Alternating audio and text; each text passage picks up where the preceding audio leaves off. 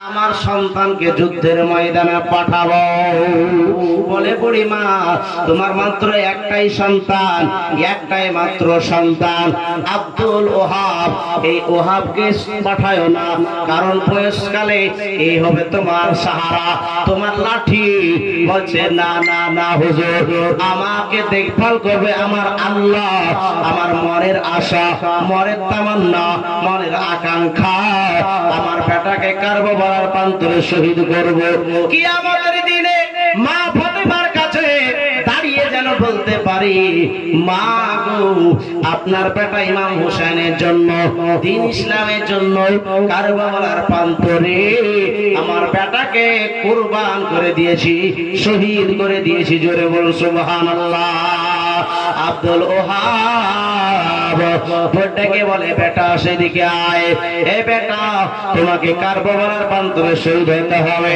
ইমাম হুসাইনকে বারবার কাকতি বিনতি করার কারণে বলছে, ঠিক আছে বুড়িমা, তোমার মনের যখন এত ইচ্ছা, এবার যেন আপনার আব্দুল ওহাবকে ডাকার পরে সবে মাত্র আপনার 15 দিন বিয়ে হয়েছে। কতদিন? মাত্র 15 দিন। এমনি নতুন বিয়ে হলে তো কেউ বিদেশে যেতে চায় না, চাই কি? হ্যাঁ, নতুন বিয়ে করে কেউ যেতে চাইবে? কিন্তু মায়ের কথা পালন করতে গিয়ে বুড়িমা বলছে, বেটা তার যুদ্ধের জন্য তৈরি হও। যেন যুদ্ধের জন্য তৈরি করে দিয়েছে ইমাম হোসাইন রাদিয়াল্লাহু তাআলা আনহু। আব্দুল ওহাব বলছে, মা গো, এই সবে মাত্র 15 দিন থেকে 16 দিন বিয়ে হওয়া হয়েছে, অতএব আমার বিবির কাছে একবার ক্ষমা চেয়ে আসবো। বলে, না বেটা না, বিবির কাছে গেলে বিবির মোহাব্বতে পড়ে যাবি, তখন আর তুই কারবালার প্রান্তরে যাবি না। বলে, মা, আমি আমার বিবির তাবুতে যাব না, বাইরে থেকে দুলদুল থেকে নামবো না, দুলদুলের পীর থেকে আমার বিবিকে ডাকবো, আর চট করে আমার বিবির কাছে ক্ষমা চেয়ে আমি চলে আসবো। তাহলে ঠিক আছে বেটা, যা, কিন্তু খবরদার দুলদুল থেকে নামবি না, ঘোড়া থেকে নামবি না। এই দেখেন বাবা আব্দুল ওহাব এবার চলতে আরম্ভ করলো। বাবা বিবিরে বলে ডাক দিল, ঘর থেকে বের হয়ে আসলো। বলে, বিবি সবে মাত্র 15 দিন থেকে 16 দিন বিয়ে হওয়া হয়েছে। ও বিবি, যদি আমার ভুল ভ্রান্তি হয়ে থাকে, যদি তুমি ব্যথায় ব্যথিত হয়ে থাকো, তবে তুমি আমাকে স্বামী হিসাবে ক্ষমা করে দাও। আমি কারবালার প্রান্তরে শহীদ হতে যাচ্ছি, হে বিবি, তুমি আমাকে ক্ষমা করে দাও।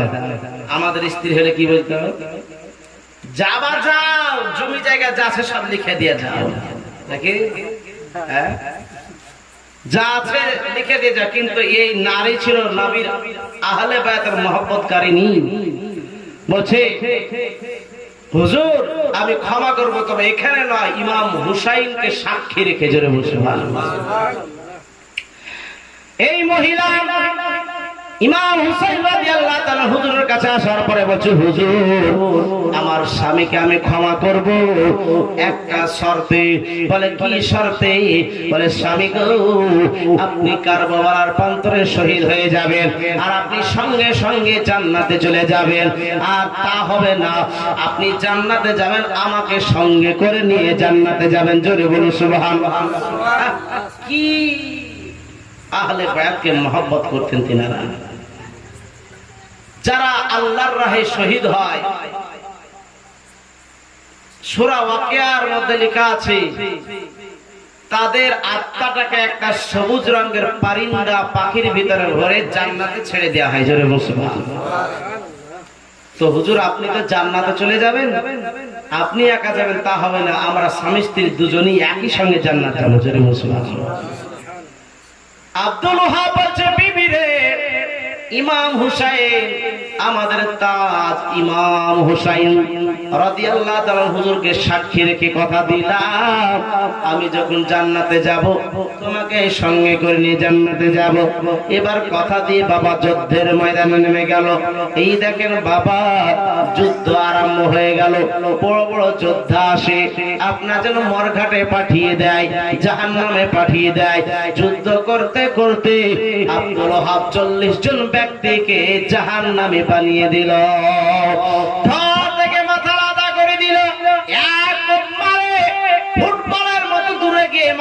পরে 40 জন ব্যক্তিকে শেষ করে দিল।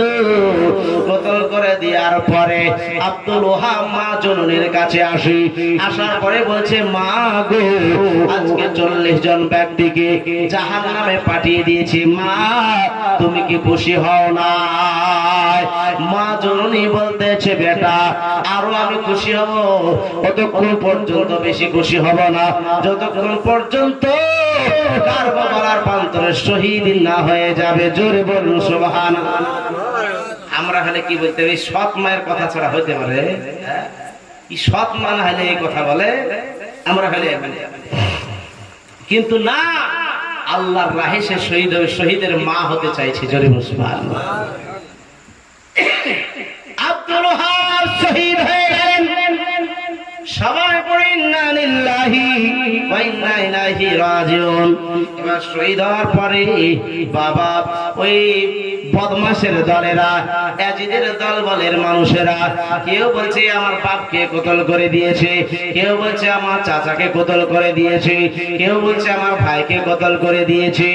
ধর থেকে মাথা আলাদা করলো, আর এই মাথাটা তারা পায়ে করে ফুটবল যেইভাবে খেলে, ফুটবল খেলতে আরম্ভ করলো। ওই মাথা কাটা মাথা নিয়ে পেরাদার কাটা মাথা ফুটবল খেলতে খেলতে এবার তারা কি করলো বলে, শোন আর খেলিস না, এই মাথাটা আর মা এবং স্ত্রী যে তাবুতে আছে ওই তাবুতে ছুঁড়ে ফেলে দে।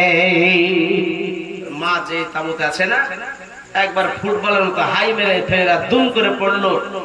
বুড়িমা বলতেছেন, বৌমা কি দুম করে পড়লো দেখো তো। দেখতেছে একটা কাটা মাথা। জোরে বলুন সুবহানাল্লাহ।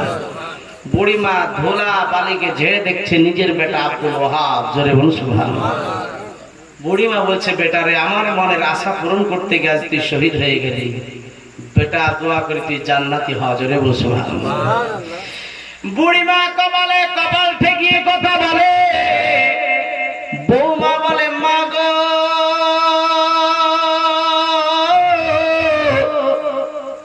তুমি কি একা কথা বলবে? আমাকে একটু কথা বলতে দাও। বৌমা কি করলো, নিজের স্বামীর কাটা মাথাটা কপালে কপাল ঠেকিয়ে দিয়ে বলে, স্বামী গো, আপনি যে বলেছেন আমাকে সঙ্গে করে নিয়ে জান্নাতে যাবেন, কই কথা তো মিলল না। কথা বলতে বলতে স্তব্ধ হয়ে গেল, কথাবার্তা যেন বন্ধ হয়ে গেল। বুড়িমা বলছে, মা বৌমা তুমি কেন কথা বলো না? ইমাম হুসাইন বলছে, মা গো, আমি দেখতেছি তোমার বৌমা আর তোমার বেটা হাত ধরে জান্নাতে ঢুকতেছে। জোরে বল সুবহানাল্লাহ। ইমাম হুসাইন দেখছে জান্নাতে ঢুকছে। আহারে, এইভাবে বাবা একের পর এক শহীদ হয়ে যাচ্ছে। লম্বা বিস্তারিত ঘটনা, একের পর এক শহীদ হতে আরম্ভ করলো। বাবা জানাব